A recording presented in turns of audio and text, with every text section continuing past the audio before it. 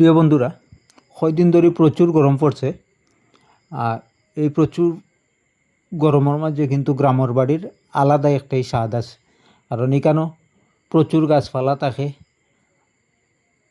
সবার বাড়িতেও প্রায় ছোটো বড় ফুসকুনি থাকে।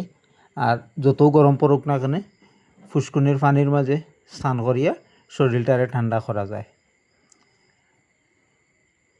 আমরা ওলা বাড়ির সামনে একটা, সবার বাড়িতেও ছোটো বড় সামনে পিছিয়ে ফুসকুনি আছে। আর ওই যে ফুসকুনিটা দেখা ওইটা হইল গিয়ে আমরা শিব মন্দিরের শিবের ঘাট বললে আমরা সব এলাকার মানুষের চিন্না তখন প্রচুর বড়। গরমের মাঝে প্রচুর শান্তি দেয় এই ফুসকুনি। আমরা আঞ্চলিক ভাষায় এটারে ফুসকুনি কইয়া থাকি।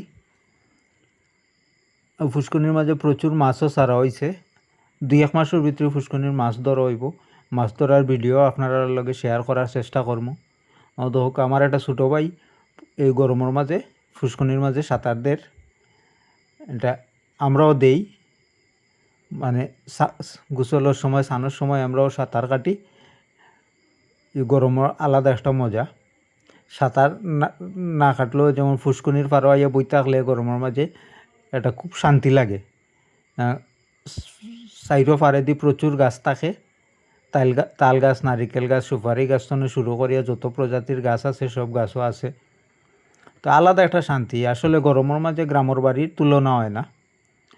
গ্রামের বাড়ির আলাদা একটা মজাও আছে। শীত কৌকা আর গরম কৌকা সব সময়ও গ্রামের বাড়ির আলাদা একটা মজা। তো মাঝে মধ্যে বৃষ্টি হইলে আর কি একটু ফেক কাদা থাকে। ফেক কাদা থাকলেও গ্রামের বাড়িও। আজ পর্যন্তই সবাই ভালো থাকুন, সুস্থ থাকুন।